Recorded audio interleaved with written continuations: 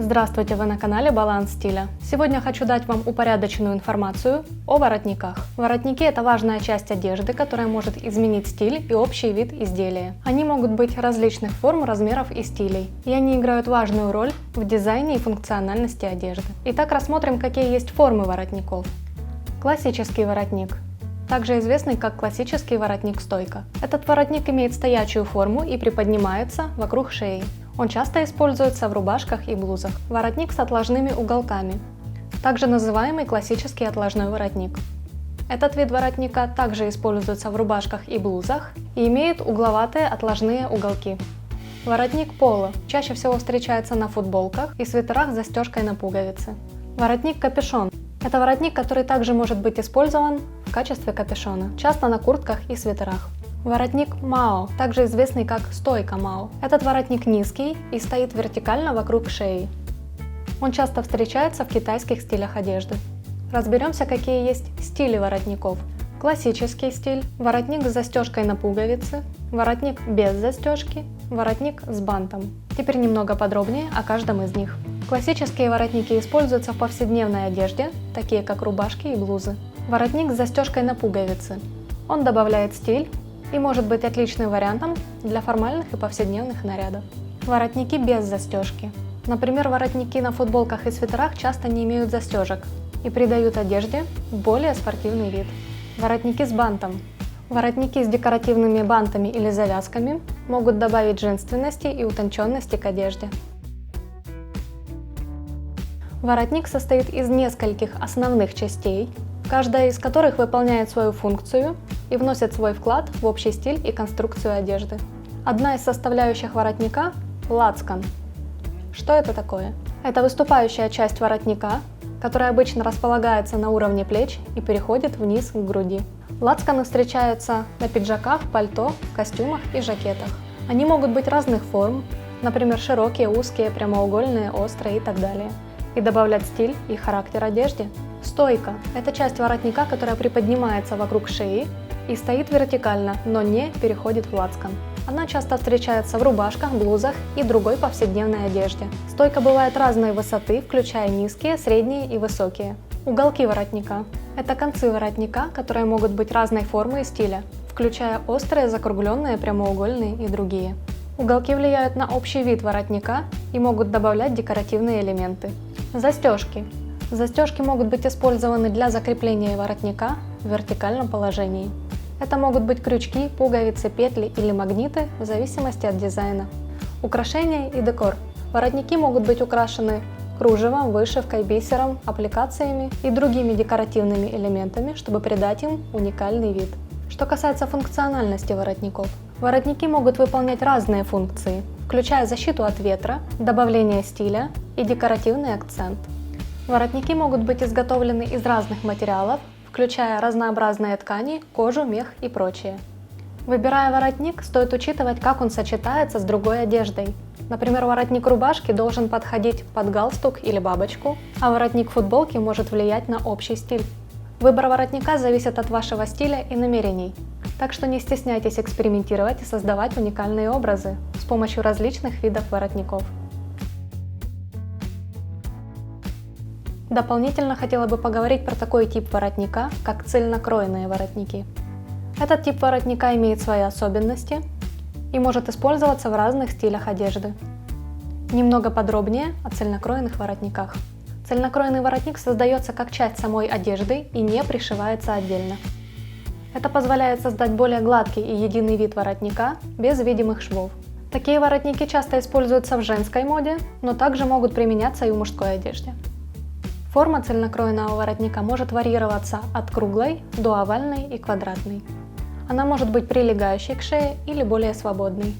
Цельнокроенные воротники часто используются в одежде, где требуется более сдержанный или классический вид воротника. Цельнокроенные воротники, так же как и все прочие, могут быть разнообразно украшены, например, вышивкой, бусинами, кружевом и прочим. Этот тип воротника может быть функциональным, если он используется как защита от холода или носить декоративный характер. Цельнокроенные воротники предоставляют дизайнерам множество возможностей для экспериментов и создания различных стилей. Цельнокроенные воротники отлично сочетаются с самыми различными вырезами. Комбинируя воротники с вырезами, вы можете получить интересные, неповторимые образы. Лично я обожаю цельнокроенные воротники. Смотрятся они потрясающе, а шить их гораздо быстрее и проще, чем обычные. Приглашаю вас посмотреть мои видеоуроки, посвященные созданию цельнокроенных воротников. Также ссылки оставлю в описании. Самые распространенные вопросы о воротниках. Что такое английский воротник? Английский воротник – это классический отложной воротник с заостренными лацканами. Такой воротник обрамляет V-образный вырез горловины. Этот стиль воротника ассоциируется с классической и консервативной модой, и он может быть подходящим выбором для официальных и деловых нарядов. Изготовление английского воротника – это одно из наиболее трудоемких заданий при шитье одежды. Что такое воротник Питер Пен?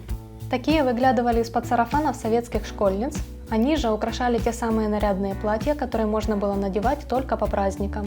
Такой воротник носил и герой истории о мальчике, который не хотел взрослеть – Питер Пен. Поэтому отложные воротнички на Западе назвали в его честь. Как называется воротник на плечах? Его название – пелерина. Пелерина – это элемент женской и мужской одежды, преимущественно в виде безрукавной накидки или обязательно съемного большого закрывающего плечи воротника. Как выбрать подходящий воротник в зависимости от формы лица и фигуры? Людям с овальной формой лица повезло, так как им подходит большинство видов воротников. Они могут выбрать по своему вкусу. Однако, чтобы создать баланс, можно выбрать воротники средней ширины и не слишком высокие. Для круглых лиц больше всего подходят воротники с угловатыми формами, такие как воротник-апаш или воротник-стойка, так как они визуально удлиняют шею и создают внешний эффект утонченности. Чтобы смягчить угловатость квадратного лица, стоит отдавать предпочтение воротникам с закругленными формами, например, круглые или овальные. Они помогут придать лицу более женственный вид. Людям с треугольной формой лица стоит выбирать воротники средней ширины и средней высоты, чтобы создать баланс и сгладить переход от широкой верхней части лица к узкой нижней. Что касается фигуры, если широкие плечи и узкая талия, выбирайте воротники средней ширины и высоты, такие как классический английский воротник и воротник-стойка, в случае, если хотите подчеркнуть широкие плечи и создать баланс в фигуре.